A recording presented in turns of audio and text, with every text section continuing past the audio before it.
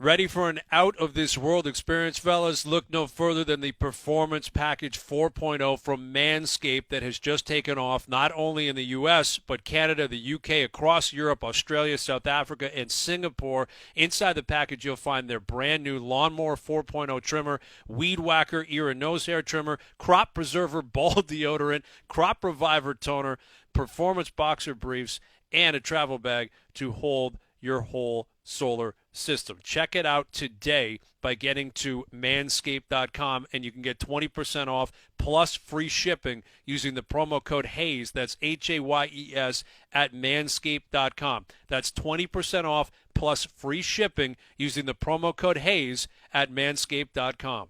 Right now by a man who could talk Raptors, Masai, CFL, and also the Women's World Hockey Championships, where Canada will be taking on Finland in the tournament opener. That's going on tomorrow. So I want to start there for a second because Rod Black is live from Calgary.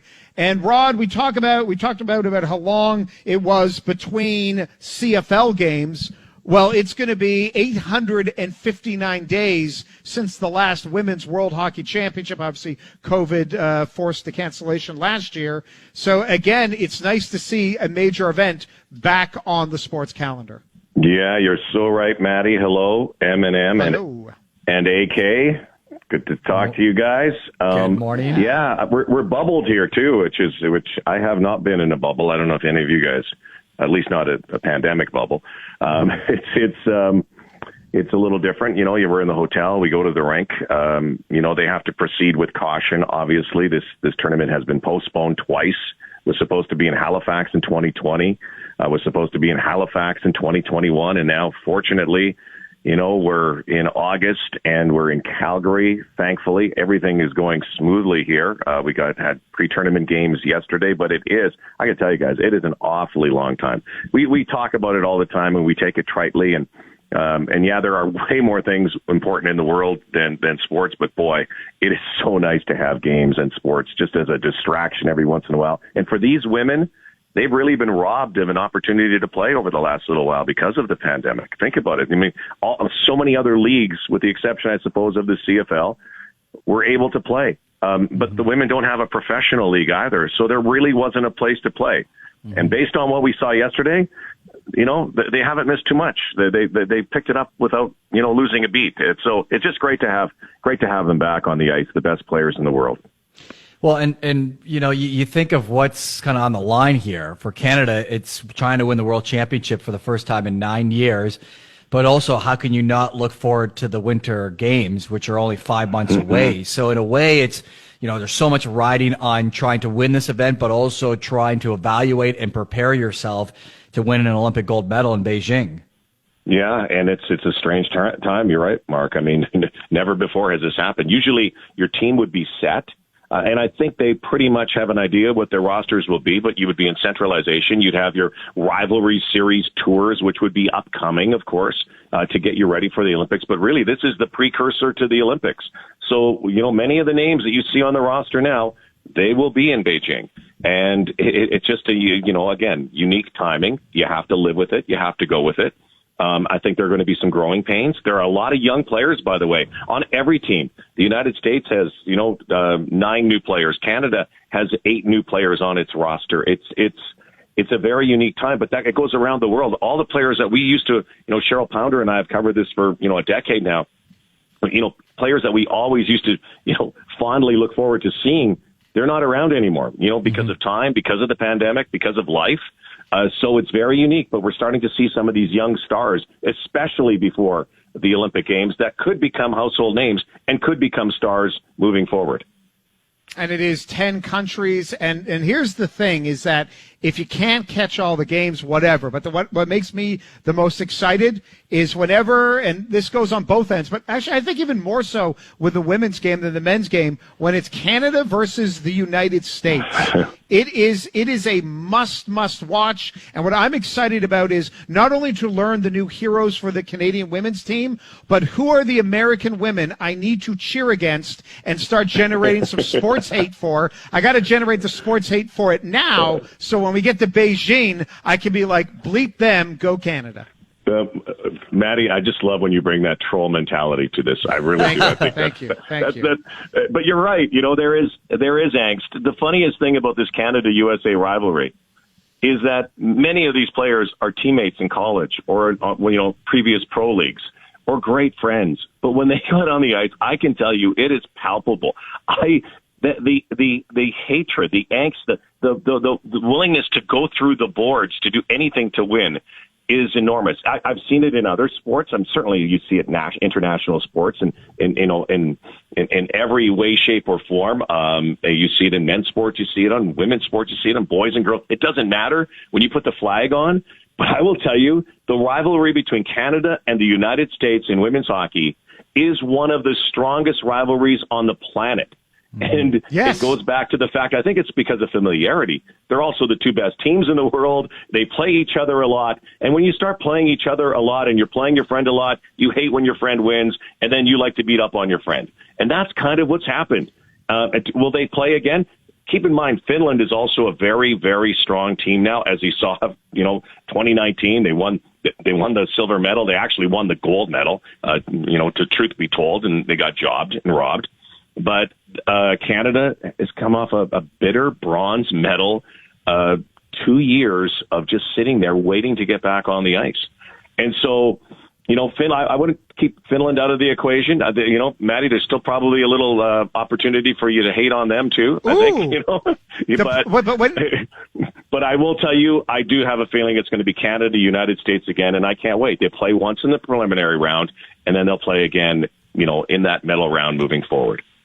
And I am all for it if it's Finland or another country, but as you know, I'm very limited in my ability to pronounce names, even Canadian and American names. Maddie, you would hate this roster that I look at. You would hate this roster that I'm looking at right now.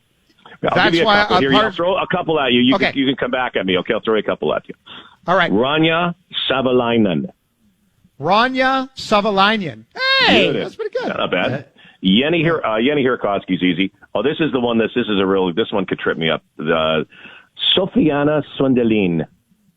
Sofiana Sundelin. There you go. I think your problem is when you read them, Maddie. Yes. I think when you hear them, it's better. My favorite name is Vivi Valnica.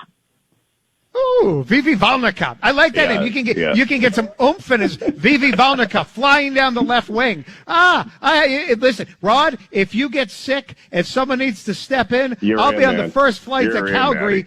Then I'll read the roster and I'll insult most of Scandinavia. Well, then there's again, this time we have so many more teams.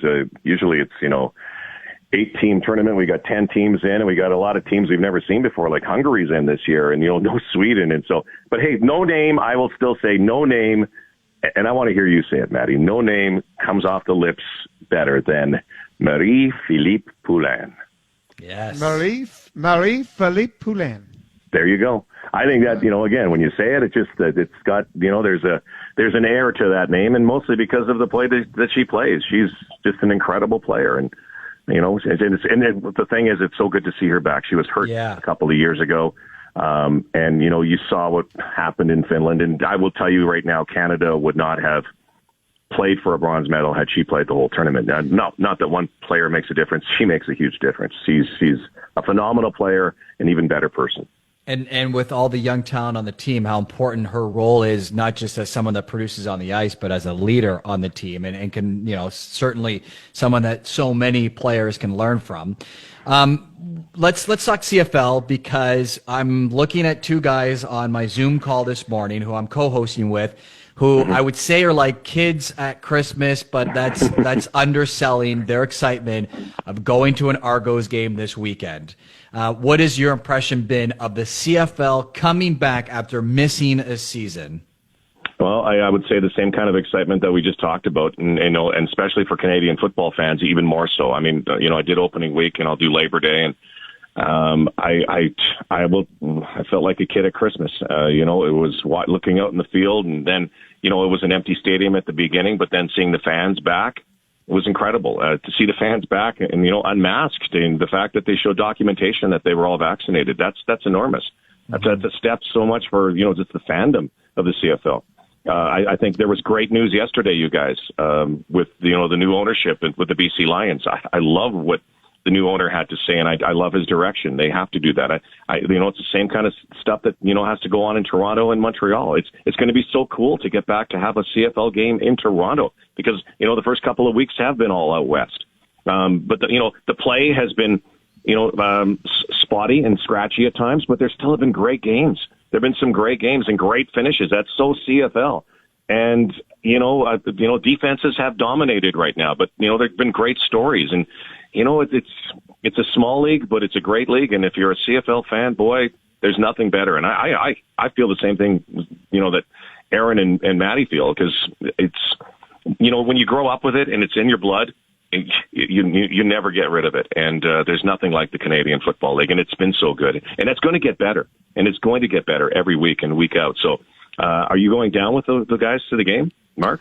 Unfortunately, I'm working this weekend. I didn't actually get an invite, but I just assumed that they would be happy with me joining them. Are they doing their own beer snake?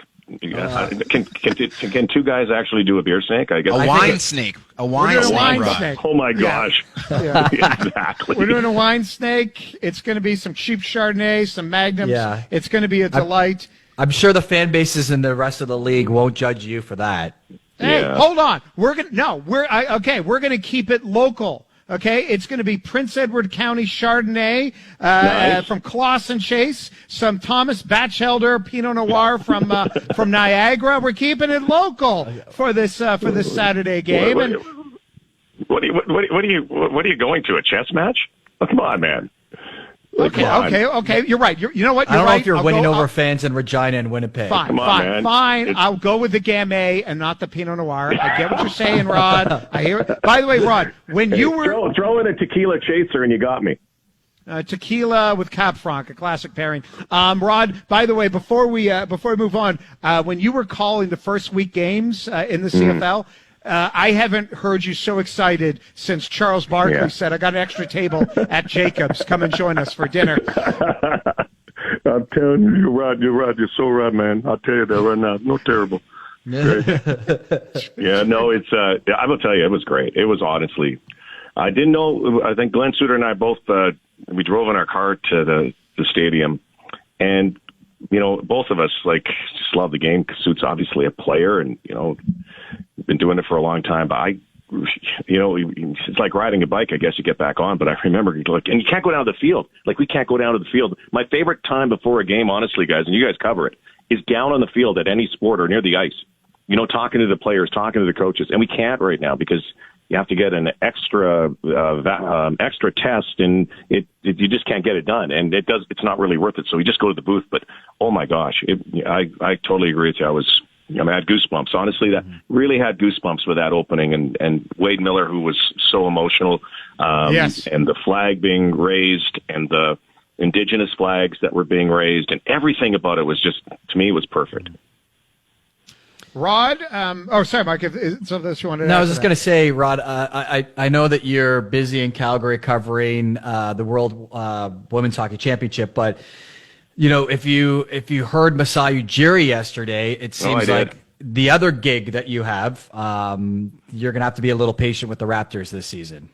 Yeah, you have a feeling of that, Mark. You do. I will tell you, I'm really excited about watching Scotty Barnes, and I'm actually excited about the reload. I think it's a reload, right? And I still don't think they're done, by the way. But it's amazing that press conference took that long to happen. The signing took that long to happen. I'm glad that signing happened for Masai Ujiri, certainly, and for the stability of the franchise, and what he has done for it. But what I love to hear, and I still like to hear from Masai, because he's such an articulate guy, and he is such he makes you be if you can't believe in Masai Ujiri, you can't believe in anything. But to hear him talk about yesterday's and what happened in the past, and I think we all can live like that. Forget the past. Tomorrow's the most important thing. Don't you get an idea? I mean, I would jump on that train in a second if I was a player or a coach, and no matter who was in my lineup. Is it going to be easy? Not a chance. Look at how all these other teams have loaded up. And by the way, the Milwaukee Bucks guys are the defending NBA champions, and they're the team to beat right now. Brooklyn's there. Philly's getting better. It's going to be tough. Atlanta's good. But I just have a feeling, if you go back, rewind it 7 or 8 years, those were the same words that were coming out of Messiah Ujiri's mouth. And those words led to an NBA championship down the road. So, he's an easy guy. He's an easy guy to believe in. Absolutely. And Rod, you're always an easy guy to listen to. We'll be listening to you for the Women's World Hockey Championships, Canada, Finland, starting it out on Friday. Always enjoy Calgary. Thanks for joining us. Yeah, thanks, guys. In my bubble. If you want to send me a bottle, Maddie, I'd be happy to have some. You guys take it easy at that game on Saturday. I don't want to hear any reports of. No. Yeah. There could be a streaker, and his name could be Matthew Cause. Wouldn't that be something? That is local radio host, wine podcast guy arrested.